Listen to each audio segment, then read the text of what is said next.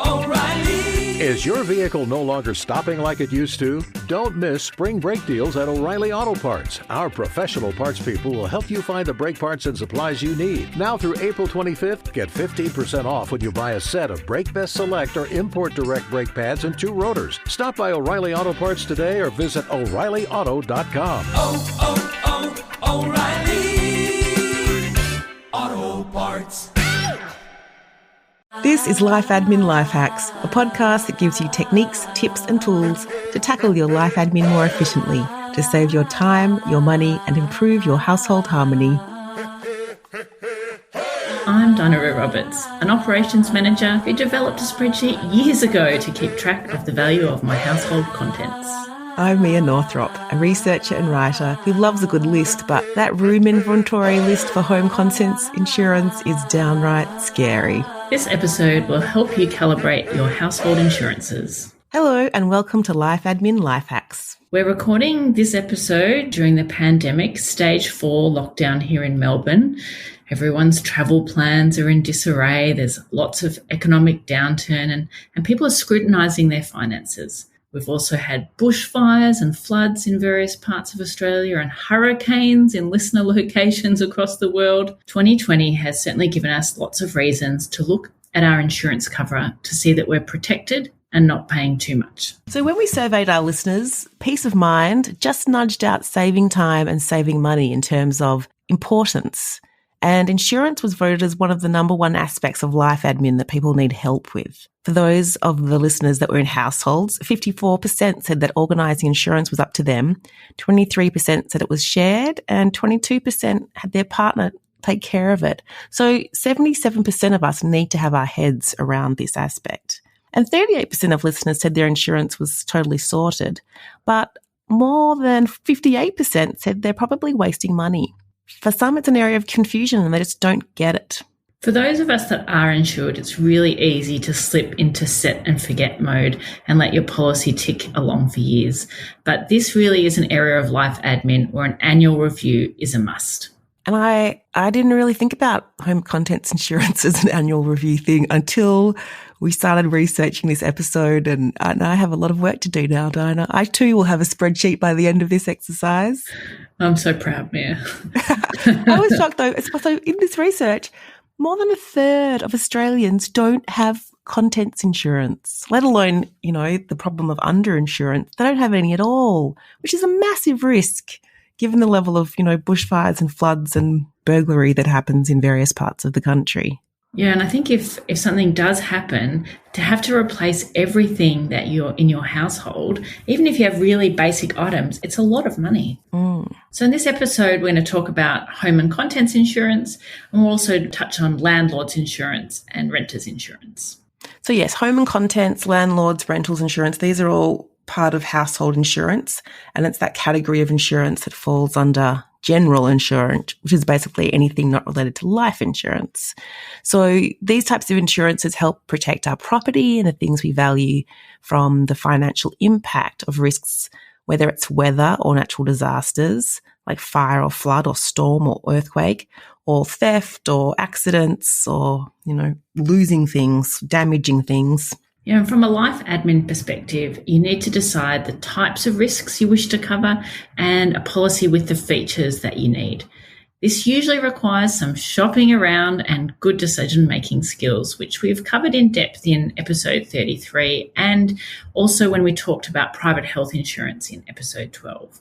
So in this episode, we won't revisit those principles or steps, but we'll focus on the criteria you should be considering to compare policies and make sure you've got a good deal. Yeah. So house insurance is about the building. It's about the actual dwelling. Contents insurance is about all your possessions.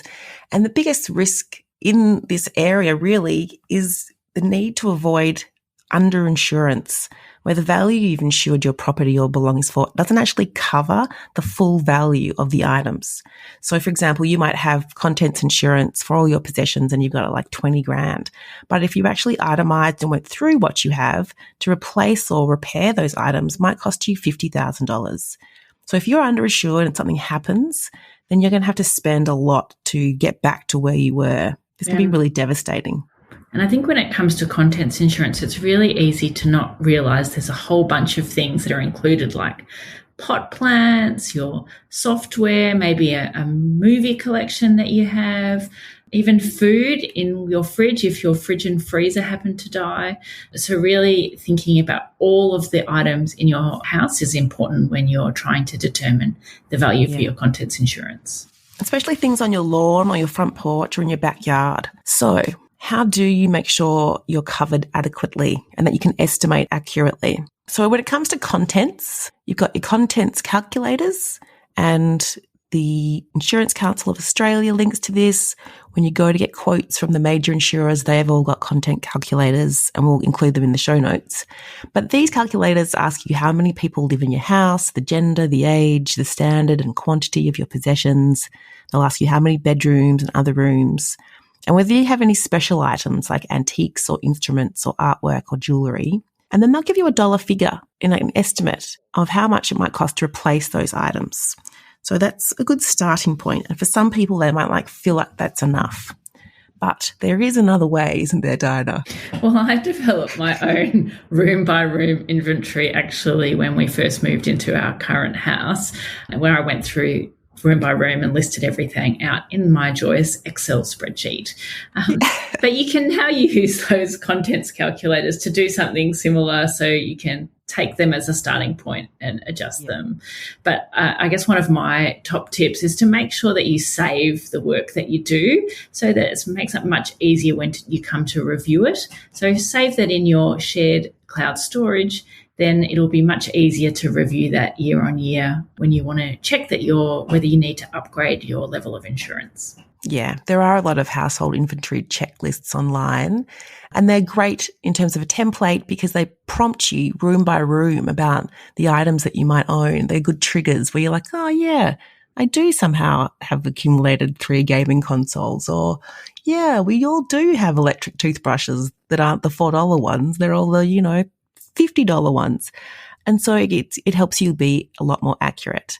And I think this is a lesson for me, Dinah, because I feel like, I don't have a living memory of the last time I did a room by room inventory.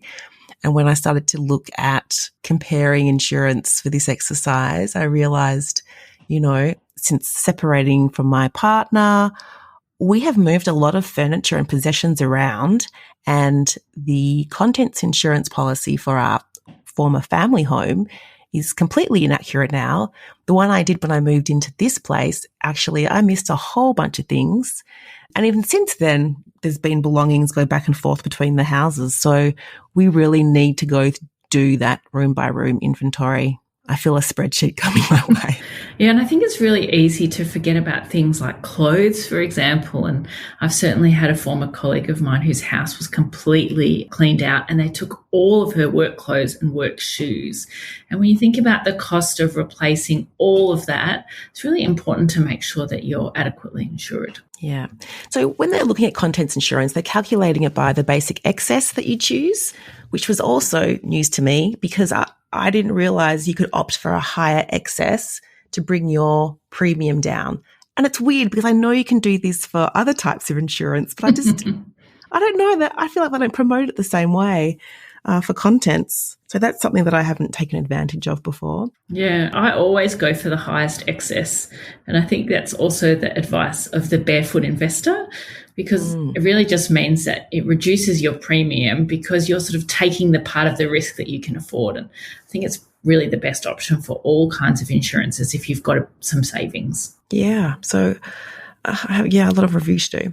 So they take into account the basic excess, the age of the person buying the policy and the other people on the policy, your sum insured, the level of cover you've chosen, how your home is occupied. So whether it's just for residential or if there's any business stuff going on, the location, risk profile of that location is really what they're thinking about. Any security measures fitted to your home. So when it comes down to comparing between providers, really you're looking at the premium, the excess, and the cover limits and the value of the belongings. So actually, let's talk a bit more about cover limits and those specified items, Dinah. Yeah, so I think that most policies have a specified limit. Sometimes it's like $1,000, and it says that unless you specify items, they're not covered if their value exceeds that specified limit. And in addition, for some items, you can get cover for taking them outside of your home if you like. So, for example, your mobile phone, or it might be some of your jewelry. And different insurers have really different approaches to that. So, understanding what's important to you before you start to compare is important there. So, if you know you definitely want to get insurance for your engagement ring, understanding the value and whether you're going to have to take out an additional part of the policy to cover that is really important.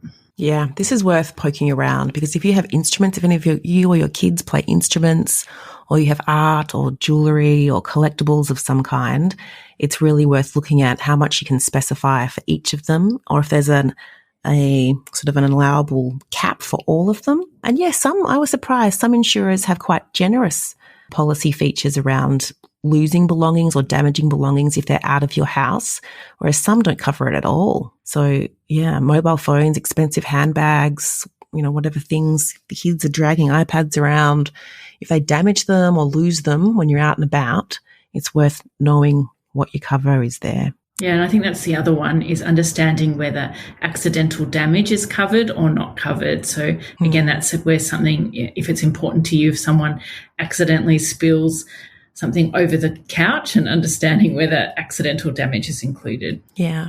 And some insurers differentiate between accidental damage and accidental breakage. And this is where you actually need to read those product disclosure statements and understand their definitions.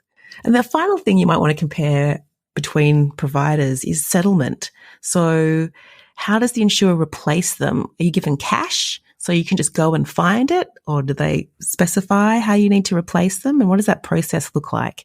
Because you do hear about nightmare scenarios where people are fighting with their insurers about how claims are settled. So it's good to know what you're up for. And when you're thinking about contents insurance, if you don't own your own home and you're just renting, you might want to contemplate getting renter's insurance. So really that's just contents only insurance that's designed for tenants. The landlord's obviously responsible for insuring the building, but you really should think about covering your own items. If you're living in a share house, something that's really important to know is that you'll need to talk to the insurer about making sure they'll cover all of you under the same policy, because you can't get contents insurance that's just for your own bedroom in a flat, for example. So that's something where you really need to talk to all of the people you're sharing the house with. Yeah. Another key aspect of ensuring that you are properly insured is to keep good records for insurance. So if it does come to having to claim, you can understand what you had, how much it was, or just those two things really, isn't it? What you had and how much you paid. What do you do in this department, Dinah? I feel like you're going to have some best practices for us. So the one practice that I've implemented for some time is that whenever I buy something like an appliance or a piece of furniture, I always just take a photo of the receipt, usually on top of any other piece of information around, like the model number or the warranty or that kind of thing. And I keep that in my cloud storage drive in one folder that's just called receipts and warranties. So it means that I've got a record of all of the things that we've bought over the years, periodically clear it out for things that we've disposed of. But it would be really easy for me to understand both what it was and how much I paid for it. And we did actually use that when we moved house and some things were damaged in transit and I needed to make a claim with the removalists. They damaged actually my child's swing set and I could show them how much I paid for it. And we made that process of making the claim so much easier. Yeah, I have never done that for anything. I'm kind of horrified about the task ahead of me because, we haven't photographed any of our art. I've got a piano. There's all this jewelry. I haven't photographed or put prices next to any of it, but it clearly we should be doing this. So this is what I might be doing during the school holidays. But it's actually a pretty quick process to take photos of things nowadays and to just save them somewhere once a year when you update your inventory. I highly recommend that as a process. But just to get into that habit of photographing receipts just makes it so much easier, because often things have a 12-month warranty anyway. So if something breaks within the first 12 months, but it also has the added benefit of being able to be used for insurance purposes. Yeah. Okay. Oh, man. New habits to adopt. All right. Let's talk about building insurance, the actual house insurance. Key things to think about here are what it might cost to replace the house if it were to burn down or flood or be sort of irreparable in some way. And I guess the key ideas is to understand if you're in a bushfire or cyclone or flood prone area, and any sort of plans you need in place or property maintenance you might need to do. Sometimes in those areas, they'll actually give you tips to find appropriate insurance. There's also, in Australia, I know that sometimes insurers talk about embargoes on insurance. Have you heard about these scenarios? Is that where you live in a flood-prone area, or is that what you mean? Yeah, it happens in flood-prone areas and bushfire-prone areas. And what happens is every summer, people might not have insurance. And then if a fire breaks out 50 kilometres from where you live, there can be a rush of people who suddenly think, all right, the fire's 50 kilometres away, we should get insurance right now. And some insurers often place embargoes to prevent people from buying insurance when there's this elevated risk. And then if the disaster, dissipates or it doesn't play out, that they cancel it straight afterwards. So embargoes, insurance companies manage their risk by having people have premiums or policies over a period of time. So you should be aware that if you are sort of playing that game and thinking, I'm only going to get the insurance if the fire break is coming closer, then it can be actually hard to get insurance at that time. Well, that's quite interesting, Mia, because for this episode, I was researching landlord's insurance as well. And I noticed that quite a lot of the insurers at the moment are no longer providing insurance for missed rental payments because of COVID, I guess. So more tenants are defaulting on rent payments. So at the moment, most of the insurers aren't offering that as an option. So I guess that's similar scenario. Yeah. The more imminent the risk, the more it pays to read the fine print and shop around. So obviously, when you're looking at replacing a building, you got to think about building costs and the standards. How did you approach this for getting your building insurance sorted? Well, again, I've kept this documented, but because we did a major renovation on our house when we moved in, it gave us a good basis for estimating how much it would cost to replace the whole thing, because we rebuilt almost 60% of the house. So given my husband's also in construction, that made it a little bit easier. Again, we documented the assumptions we made so that if the house ever something did happen, we kind of know the basis that we use to develop the estimate. Yeah. And so when you're getting insurance, usually there's two types here. There's total replacement cover, which includes all the costs to rebuild your home. So that includes actually building it plus supplementary costs where, you might have to pay for demolition or some temporary accommodation while you're waiting for it to be fixed, or getting, surveyors or architects involved. And then some policies are only sum insured, which is the maximum value of the house, and it doesn't include that supplementary stuff. Total replacement policies are usually more expensive. So you just need to think about, what can you afford, what makes sense for your situation, and which direction you should go in.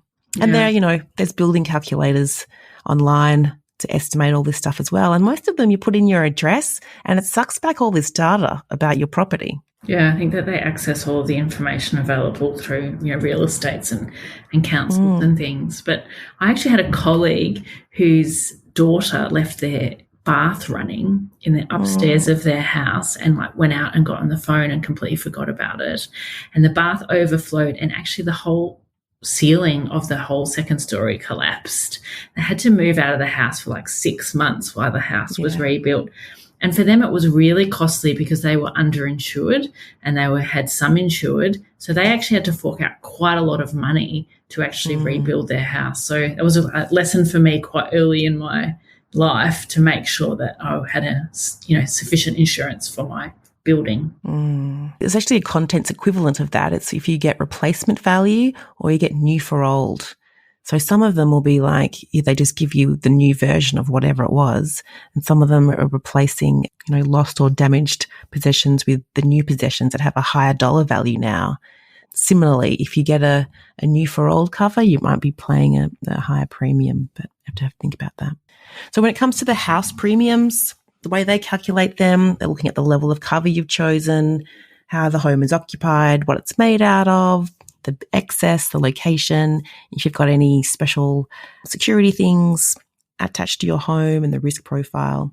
So when you're comparing, again, you're looking at the premium, the excess, any exclusions, things that aren't included, any legal liability cover. So sometimes you can get cover that includes if people hurt themselves at your place. And then any extra extended cover for special things you might have going on, or maximum cover limits on how much you can claim for your fancy oven or your amazing bath or whatever you've got going on in your house.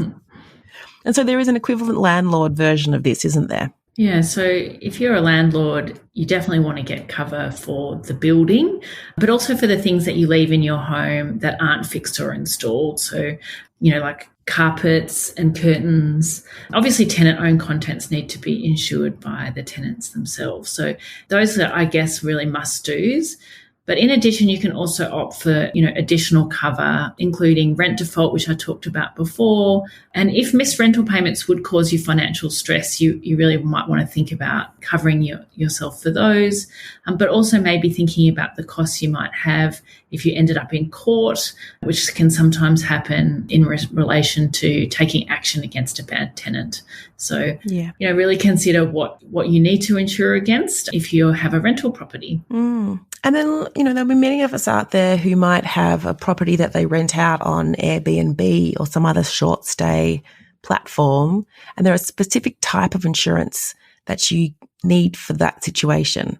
So your regular house and contents insurance will not be eligible if you are renting out your place for people to stay. It might be one night or 1 week or whatever it might be. I know Airbnb has their host guarantee, which covers a certain amount of damage to belongings in your place during the stay. But there are also particular insurers who will offer, I've used share cover in the past, and you can literally get insurance for one night and it might cost $7 or something to give you that additional peace of mind that you really are covered for any scenario where someone comes and stays the night and breaks something or damages something or steals something or leaves the bath on when they leave. Okay, Mia, so I think you're just started re-looking at your insurances. So what process are you going through? Oh, well, I thought, I should probably take a look at all of this because I do feel like we're underinsured in terms of all the technology we now have in the house.